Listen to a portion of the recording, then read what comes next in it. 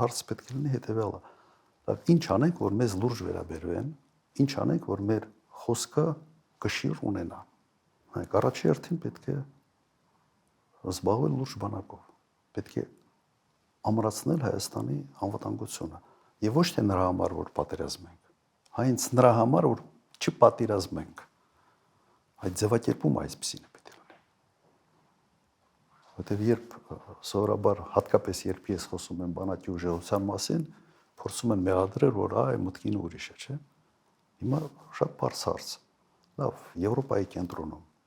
շվեյցարացիք ինչի են բանակ պահում ընդհանրապես կամ ավստրիացիք, նեյտրալ կարգավիճակ ունեցող երկրները։ Ամեն երկրում են մոտ 140,000 ռեզերվիստներ, որոնք զենքն ունի Շվեյցարիան տունն է պահում։ Եվ բարբերաբար գնում են զորավարժությունների, սովորացնում են իրենց։ Ինչի համար են անում։ Մարտունակ բանակ առաջի համար հենց նրա համար է, որ պատերազմ չլինի։ Եվ պետք է դրանով լուրջ զբաղվել։ Ես չեմ տեսնում, որ այսօր Հայաստանը դրանով զբաղվում է։